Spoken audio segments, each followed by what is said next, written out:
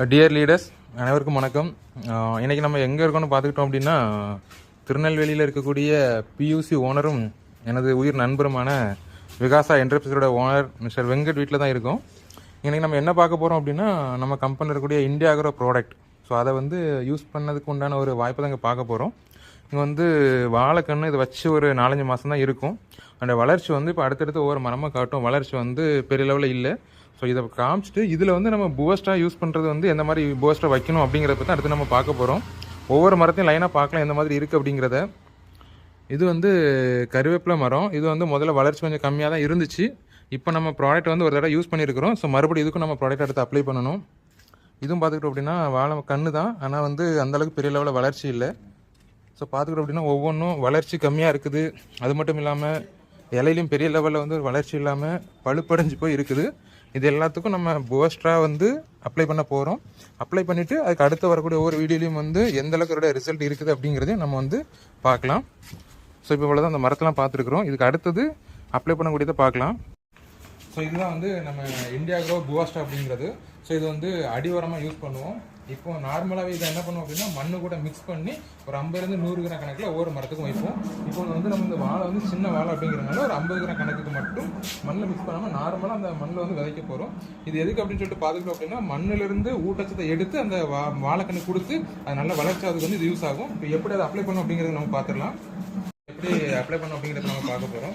ஒரு 50 கிராம் கணக்கு கையில் எடுத்துக்கிட்டோம். இது என்ன பண்ணணும் அப்படின்னா, அந்த வாழை சுற்றி லைட்டாக இந்த மாதிரி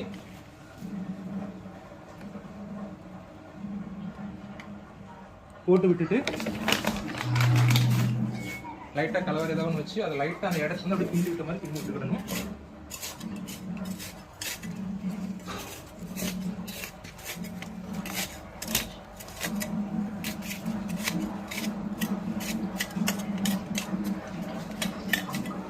ஸோ இப்போ என்ன பண்ணியிருக்கிறோம் அப்படின்னா, அந்த கோஷம் இந்த மாதிரி நம்ம விதைச்சு விட்டு கிண்டி விட்டுடுறோம்.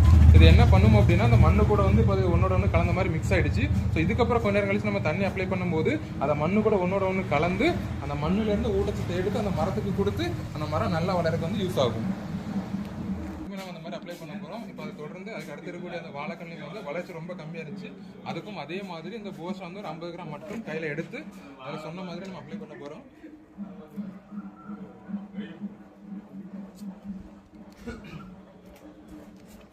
அந்த மாதிரி போட்டுட்டு இந்த வீடியோவில் காட்டுற மாதிரி மண் மட்டும் லைட்டாக அப்படியே கிண்டி விட்டுட்டோம் அப்படின்னா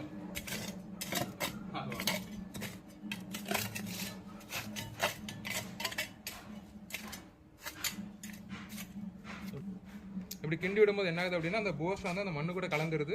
ஸோ இதுக்கப்புறம் கொஞ்சம் கழிச்சு நம்ம தண்ணி விடும்போது அந்த போஸ்டா மண்ணு ஒன்று கலந்து அந்த மண்ணில் இருக்கக்கூடிய ஊட்டச்சத்தை அந்த வாழை கண்ணுக்கு எடுத்து கொடுக்கும். ஸோ இந்த மாதிரி தான் நம்ம இதுக்கு அடுத்த வீடியோவில் காட்டின எல்லா மரத்துக்கும் இந்த மாதிரி தான் அப்ளை பண்ண போகிறோம்.